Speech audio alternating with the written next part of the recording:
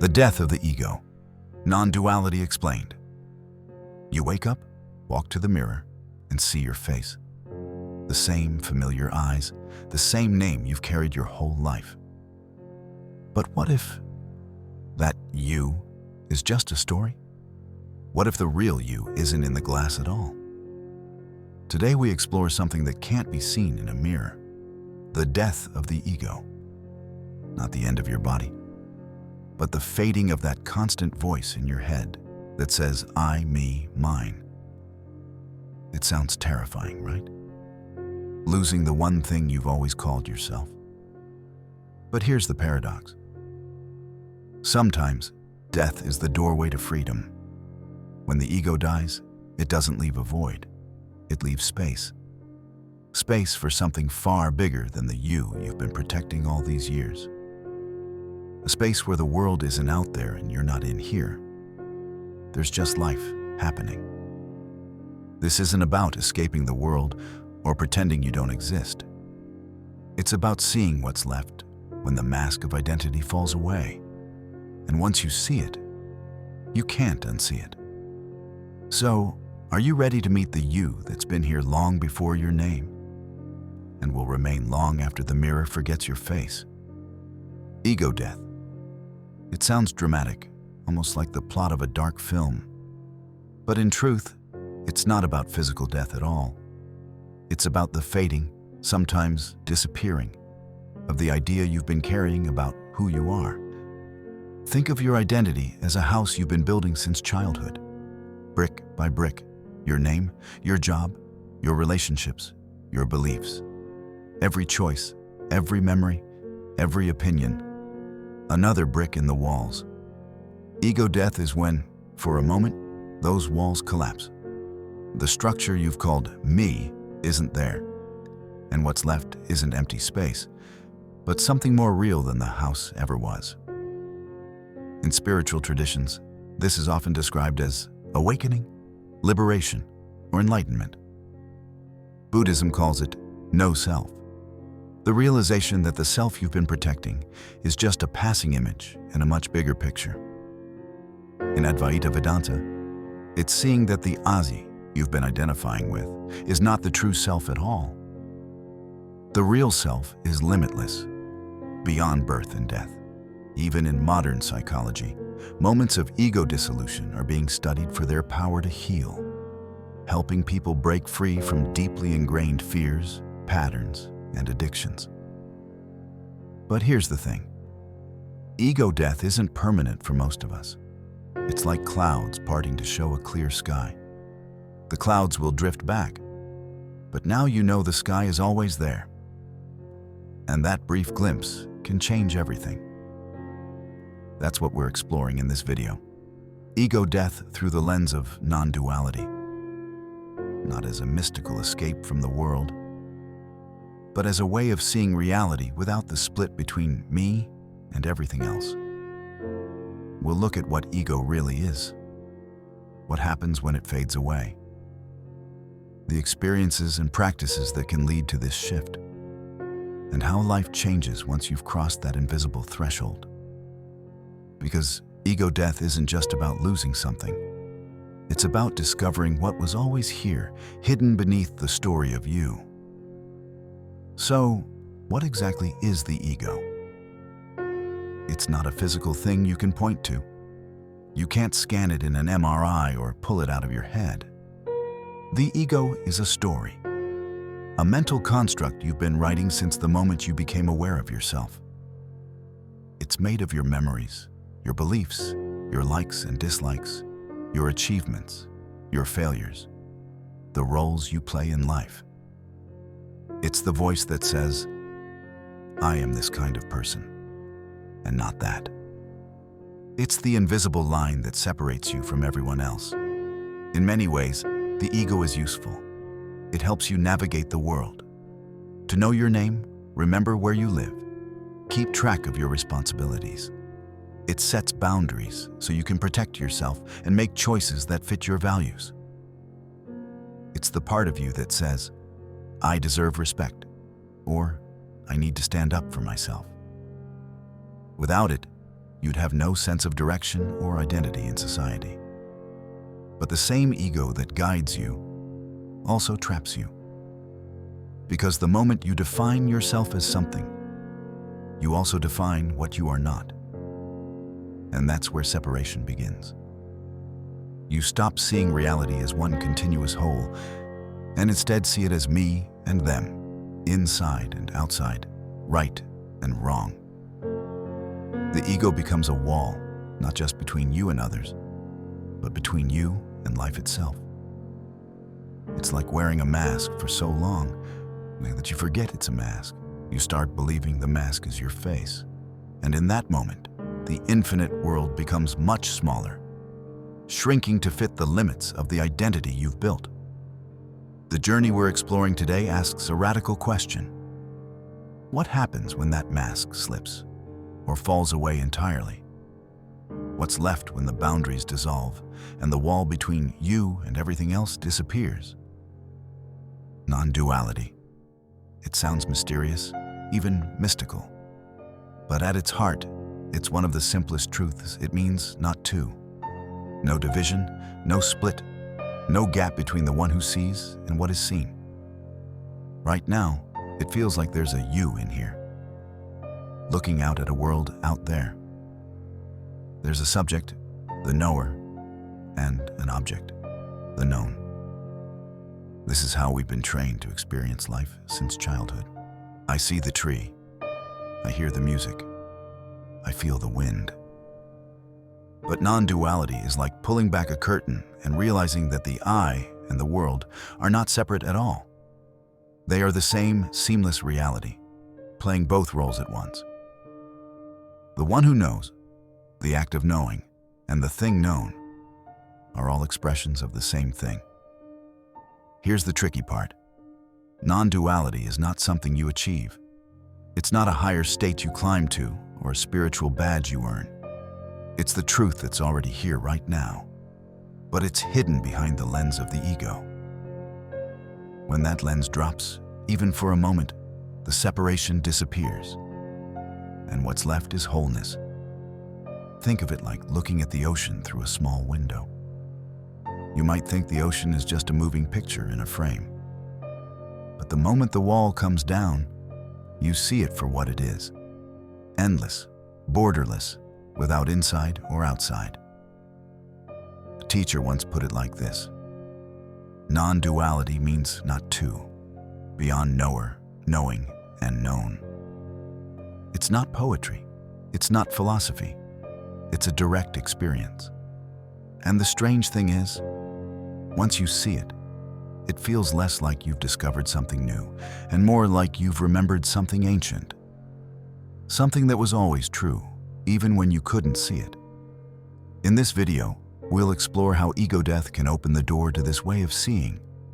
We'll look at how it's been described in spiritual traditions, how it shows up in everyday life, and why realizing non-duality doesn't make you drift away from the world. It makes you more deeply connected to it. Because when the illusion of separation falls, there's nothing left but life itself. The experience of ego death is not something you can fully capture in words, but we can point toward it. It's less like learning a fact and more like watching the ground beneath your feet dissolve, leaving you suspended in something far bigger than yourself. For some, it begins in deep meditation. Hours into stillness, the mind stops chasing thoughts. The usual sense of me, the one who's trying, judging, remembering, starts to fade. What's left is pure awareness, without a center, without edges. You are not inside your body looking out. You are everything you see, hear, and feel. Others encounter it through psychedelics, ancient plants, or modern compounds that loosen the grip of the ego. Colors blend into sounds, thoughts dissolve into space, and the boundaries between you and the world blur until they vanish. It can feel like dying. And yet, strangely, it's often described as more alive than anything else. Then there are near-death experiences, moments when the body is on the edge of shutting down. People describe floating outside themselves, feeling no fear, no separation, just an all-encompassing unity.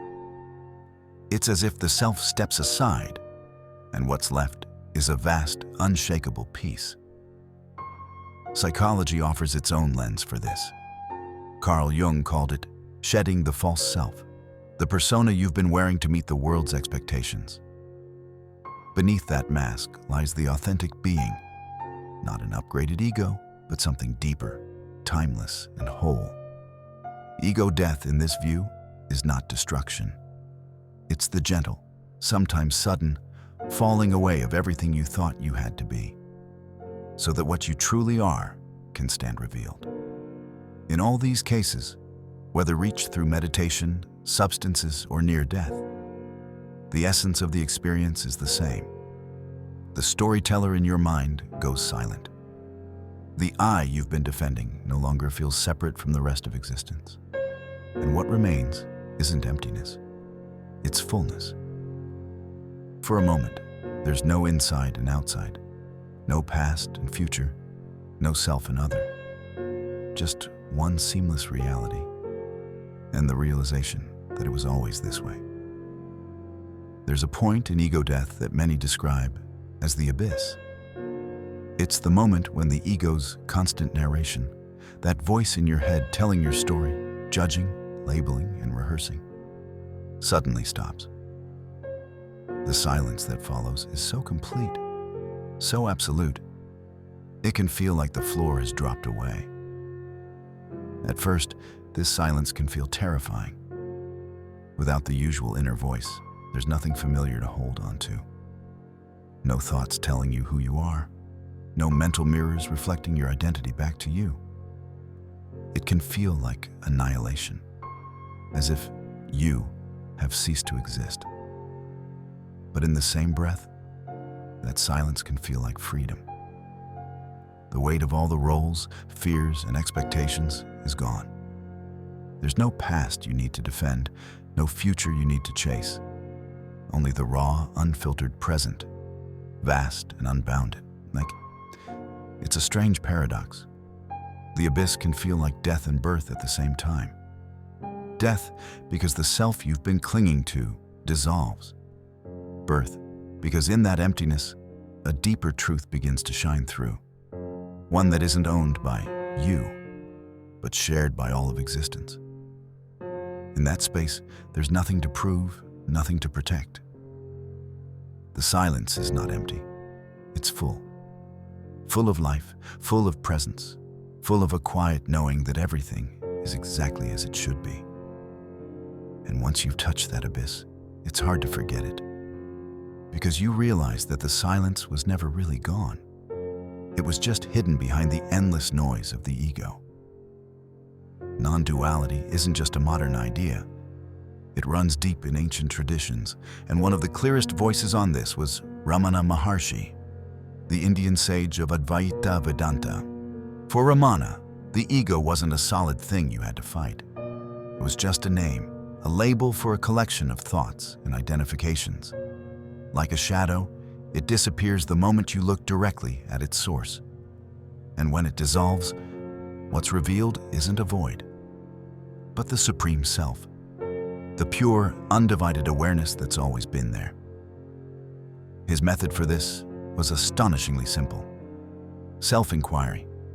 He would say, ask yourself, who am I? Not as an intellectual question, but as a direct investigation. When a thought about I appears, I am angry, I am tired, I am important, turn inward and ask, who is this I that feels this? Where is it? At first, the mind will try to answer with more thoughts. But if you keep tracing the sense of I back to its root, you eventually find nothing you can grasp. And in that nothing, there's a silent, boundless presence that feels more like you than anything the ego could ever claim. Ramana taught that this presence is not something you create. It's what remains when the false self falls away. It's not a special state to reach, but the truth that's already here, obscured only by identification, with the ego. Through self-inquiry, the separate me fades, and the non-dual reality, the unity of all existence, becomes not just a belief, but a lived experience. In Buddhism, non-duality often begins with the teaching of anatta, the doctrine of no self. The Buddha taught that what we call me is not a fixed, permanent entity. It's a constantly shifting bundle of sensations, thoughts, memories, and habits. Like a river, it flows from moment to moment, never exactly the same. Through mindfulness, we begin to watch this flow. We notice thoughts rise and fall on their own. We see emotions appear, peak, and dissolve. We realize that identity is more like a story being told than a solid thing we can point to. When this is seen clearly, the illusion of a separate self begins to fade, and with it, the walls between me and the world start to crumble. But Buddhism also offers a caution. Misunderstanding non-duality can lead to a kind of cold detachment, the idea that nothing matters, so we withdraw from life. This is not the goal. True non-duality doesn't make you less connected. It makes you more connected. When the illusion of separation falls, compassion flows naturally, because you no longer see others as truly separate from yourself. In this way, Buddhist practice isn't about escaping life. It's about engaging with it fully, seeing each moment for what it is, without clinging or resistance. You participate in the world with open eyes and an open heart, knowing that all of it, the joy, the sorrow, the beauty, the pain, is part of the same seamless reality. And in that realization, life is no longer something that happens to you. It's something you are, completely. After ego death, life doesn't suddenly become a blank slate with no you left at all. The ego often returns, but now it's different. It's no longer the master pulling every string. It's just a tool, something you can use when needed and set down when it's not. You still have a name, a personality, a history. You still play roles, parent, friend, worker, artist. But you no longer confuse those roles with your true self. The sense of I is lighter, more flexible. It's like wearing a costume in a play, but knowing you're not the costume. Before ego death, the ego sits on the throne, making decisions from fear, pride, and the need to protect its image. After ego death, that throne is empty. Awareness, quiet, spacious, and free, becomes the guiding force. The ego can now serve practical purposes, helping you navigate conversations, set boundaries, and function in the world. The difference is that you're no longer trapped inside its stories. When the ego gets anxious or angry, you see it for what it is. A pattern, a voice, not you. And in that space of awareness, you can choose your response rather than reacting blindly. Integration is about living in the world without being owned by it. You're still fully human. You laugh, you cry, you get frustrated. But underneath it all is a quiet knowing. The core of who you are cannot be touched by praise or criticism, success or failure. In this way, life after ego death isn't an escape from the self. It's freedom within the self, using the ego as a servant, never again as a master. True integration after ego death isn't about rejecting life or becoming some distant, detached observer. It's about living more fully, with awareness, compassion, and connection woven into every moment. Awareness means you're awake to what's happening, both inside and around you. You notice the subtle rise of emotions, the way thoughts try to pull you into old stories, the beauty of something as simple as light falling on a wall. Nothing is too small to be seen. Compassion grows naturally when the walls between me and you dissolve. You understand that everyone is moving through their own struggles, their own illusions, their own moments of clarity. Even conflict begins to look different. not as a battle to win, but as an opportunity to understand. Connection deepens because you're no longer chasing an image of yourself to maintain. You don't need to prove who you are, so you can meet others as they truly are. You see the same awareness that lives in you shining in them, whether they recognize it or not. Life stops being about chasing identity. The perfect career title, the flawless reputation, the endless search for validation. Instead, it becomes about embodying presence, showing up fully for each moment without needing it to define you.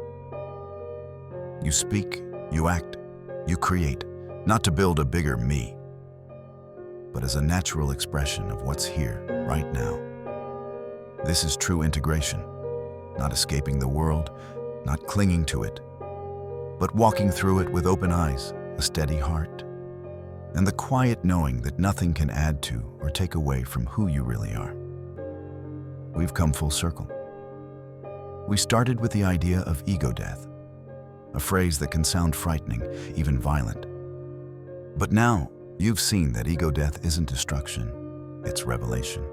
The you thought you were, built from memories, roles, beliefs, was never the full story. It was only the mask. And when the mask slips away, what's left isn't nothingness. It's everything. Non-duality shows us this clearly. It dissolves the illusion that there is a hard border between you and the world, between inside and outside, between the one who sees and the thing being seen. The separation we take for granted is just a trick of the mind. And once it's gone, reality reveals itself as one seamless whole. You are not a fragment. You are not a lonely point in an endless universe. You are the universe, aware of itself, the ocean pretending to be a wave. This isn't a philosophy you have to memorize or a belief you have to adopt. It's something you can taste in moments of deep stillness. When the ego falls silent and the world is simply here. No judgments, no comparisons, no boundaries. Just life, unfolding. Ramana Maharshi said, "When the ego dies, the self shines in all its fullness." That's the truth at the heart of every mystical tradition, every deep meditation, every moment of profound awakening. The death of the ego is not an ending. It's the uncovering of what has always been. The challenge, of course, is to live from that place, not as an escape from responsibility or emotion, but as a deeper engagement with life, to meet every moment as it is, not filtered through the ego's fears and demands, but through awareness, compassion, and presence. So now I leave you with a question.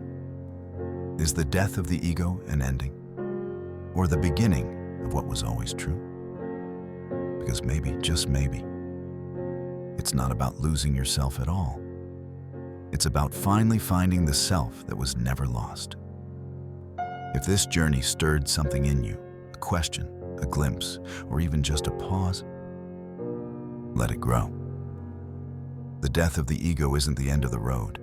It's the opening of a door you didn't know was there. Here at the Thought Foundry, we shape ideas the way blacksmiths shape steel, heating them in the fire of curiosity and striking until they reveal their true form. If today's exploration left you with sparks, take them with you. Let them light the corners of your own inner world. And when you're ready, come back. Because the forge is always burning, and there are always new truths waiting to be uncovered. Until next time, stay curious, stay awake, and keep walking toward what was always yours.